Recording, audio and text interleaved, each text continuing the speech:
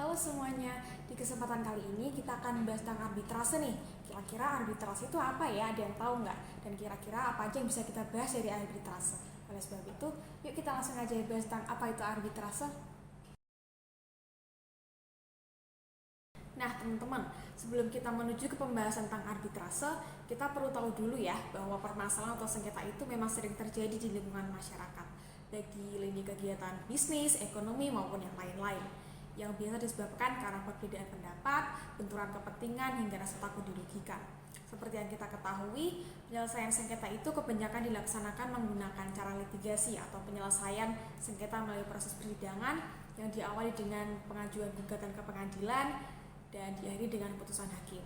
Namun, di samping penyelesaian sengketa melalui proses litigasi, ada juga loh penyelesaian sengketa melalui non-litigasi. Dan di Indonesia sendiri, sesuai dengan UU Nomor 30 Tahun 1999 tentang arbitrase dan alternatif penyelesaian sengketa atau yang biasa disingkat dengan UU AAPS, penyelesaian non-litigasi ada dua macam. Yang pertama, alternatif penyelesaian sengketa, dan kedua, arbitrase. Nah, di video kali ini kita akan bahas lebih fokus tentang arbitrase. Oke teman-teman, ini FYI ya, kalau arbitrase itu adalah institusi penyelesaian sengketa alternatif yang paling populer dan yang paling sering digunakan orang dibandingkan dengan alternatif penyelesaian sengketa yang lain. Oke teman-teman, kita akan masuk ke pembahasan kita yang pertama, yaitu dasar hukum.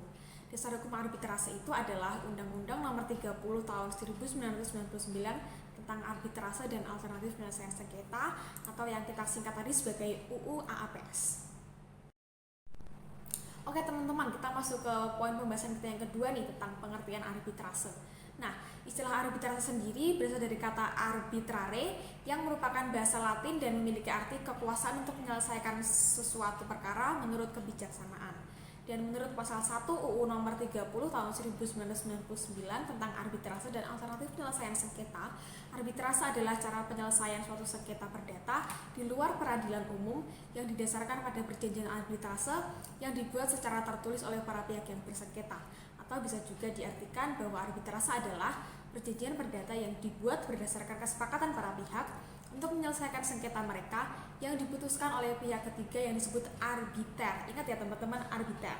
Untuk ditunjukkan secara bersama-sama oleh para pihak yang bersengketa dan para pihak menyatakan akan menaati putusan yang diambil oleh arbiter. Nah, arbiter berdasarkan pasal 1 angka 7 UU Nomor 30 Tahun 1999 didefinisikan sebagai seorang atau lebih yang dipilih oleh para pihak yang bersengketa atau yang ditunjuk oleh pengadilan negeri atau oleh lembaga arbitrase untuk memberikan putusan mengenai sengketa tertentu yang diserahkan penyelesaiannya melalui arbitrase. Oke teman-teman, dalam pemilihan arbiter sendiri juga harus memenuhi syarat ya, seperti cakap melakukan tindakan hukum, berumur paling rendah 35 tahun, dan tidak mempunyai hubungan keluarga sedarah atau semenda sampai dengan derajat kedua dengan salah satu pihak yang bersengketa, kemudian tidak mempunyai kepentingan finansial atau kepentingan lain atas putusan arbitrase, memiliki pengalaman serta menguasai secara aktif di bidangnya paling sedikit 15 tahun. Dan dalam hal ini seperti hakim, jaksa, panitera, dan pejabat peradilan lainnya tidak dapat ditunjuk atau diangkat sebagai arbiter. Dan poin pembahasan kita yang ketiga adalah jenis-jenis arbitrase.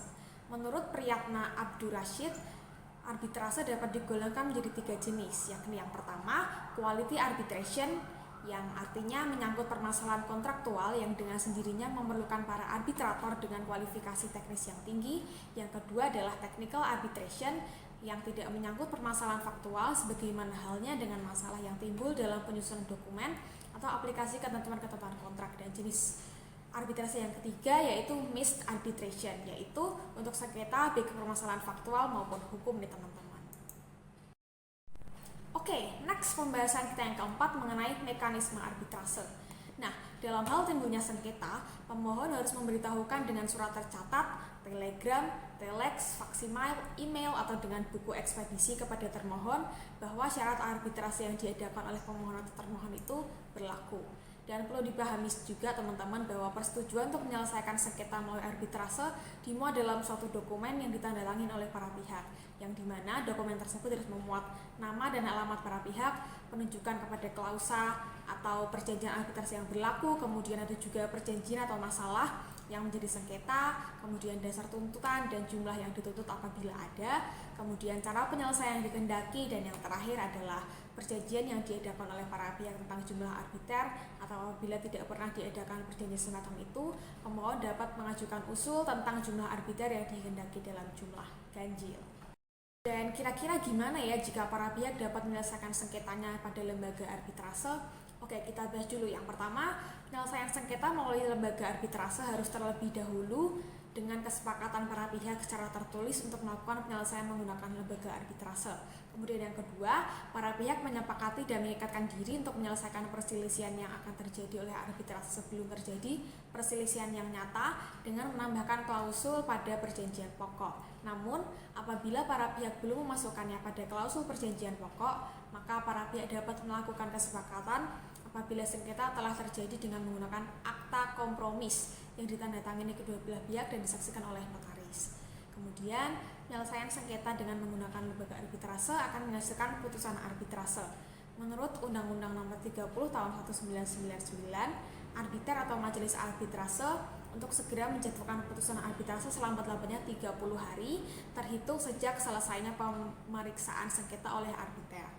Dan jika dalam putusan yang dijatuhkan tersebut terdapat kesalahan administratif, maka pada para pihak dalam waktu 14 hari terhitung sejak putusan dijatuhkan diberikan hak untuk meminta dilakukannya koreksi atau putusan tersebut. Dan kemudian yang keempat, putusan arbitrase merupakan putusan pada tingkat akhir atau final dan langsung mengikat para pihak.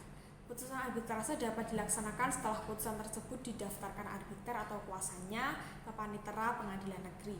Dan setelah didaftarkan, ketua pengadilan negeri diberikan waktu 30 hari untuk memberikan perintah pelaksanaan putusan. Nah, itu teman-teman, gimana sih para pihak dapat menyelesaikan sengketa pada lembaga arbitrase? Udah aku bacakan nanti ya, ada 4 poin berarti. Oke. Lalu poin pembahasan kita yang kelima adalah kelebihan arbitrase. Kira-kira aja nih kelebihan arbitrase. Dan disini ada lumayan banyak nih teman-teman, ada 12 kelebihan. Kita bahas satu-satu ya. Yang pertama, kelebihannya adalah prosedurnya tidak berbelit dan putusan dapat dicapai dalam waktu yang relatif singkat. Yang kedua, biayanya lebih murah. Yang ketiga, putusan dapat menghindari expose dan pembuktian lebih fleksibel. Yang keempat, para pihak dapat memilih hukum mana yang akan diberlakukan pada prosesnya. Kemudian yang kelima, para pihak dapat memilih sendiri para arbiternya. Yang keenam, dapat dipilih arbiter dari kalangan ahli dalam bidangnya. Yang ketujuh, putusan dapat lebih terkait dengan situasi dan kondisi. Yang kedelapan, putusannya umumnya bersifat final dan binding, tanpa harus naik banding atau kasasi. Putusannya umumnya dapat diberlakukan serta dieksekusi oleh pengadilan dengan sedikit atau tanpa review yang sama sekali. Itu yang ke-9.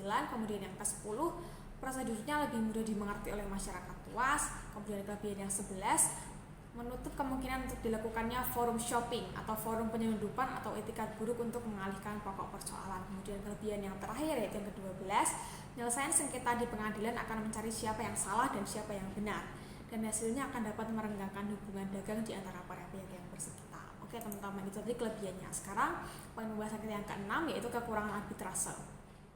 Bukan berarti karena kelebihannya banyak tapi tidak punya kekurangan ya, tentu aja masih ada kekurangannya arbitrase ini. Kekurangannya ada 2. Yang pertama, pada umumnya subjek hukum berupa negara masih enggan memberikan komitmennya untuk menyerahkan sengketanya kepada badan-badan pengadilan internasional. Dan keadaan ini justru agak berbeda dengan sikap dari subjek hukum berupa entitas bisnis akan lebih suka sengketa yang sedang mereka hadapi dibawa ke arbitrase untuk diselesaikan. Kemudian kekurangan yang kedua, proses penyelesaian sengketa melalui arbitrase ini nggak menjamin bahwa putusannya akan mengikat. Hukum internasional tidak menjamin bahwa para pihak yang kalah atau yang tidak puas dengan putusan yang dikeluarkan akan melaksanakan putusan tersebut. Oke teman-teman, kita lanjut ke pembahasan kita nomor 7 yaitu tentang contoh arbitrase. Nah, di sini ada satu contoh arbitrase yang dimana sengketa Indonesia dengan 2 perusahaan asing yakni Planet Mining dan Churchill Mining. Di dalam kasus ini, prosedur arbitrase yang dilaksanakan adalah dengan bantuan International Center for Settlement of Investment Disputes atau ICSID serta Investor State Dispute Settlement atau ISDS. Dan Planet dan Churchill Mining diketahui mengajukan gugatan terhadap pemerintah Indonesia senilai 2 miliar US dollar. Dan kejadian ini dilatar belakangi oleh tindakan pemerintah Indonesia atau dalam hal ini Bupati Kutai Timur yang menarik izin usaha pertambangan. Dan dalam gugatan tersebut Indonesia dianggap telah melanggar kesepakatan P4M RI Inggris. Namun saat proses persidangan berlangsung, Planet dan Churchill Mining ini ternyata terbukti memasukkan dokumen perizinan sehingga kegiatan investasi yang mereka lakukan termasuk ilegal. Dan pada akhirnya Indonesia pun memenangkan kasus sengketa tersebut. Sementara Planet dan Churchill Mining membayar ganti rugi senilai 8,7 juta US dollar. Oke teman-teman, selesai sudah pembahasan kita tentang arbitrase ini. Semoga ilmu yang telah kita dengarkan bersama-sama ini bisa bermanfaat bagi kita semua. Sekian dan terima kasih.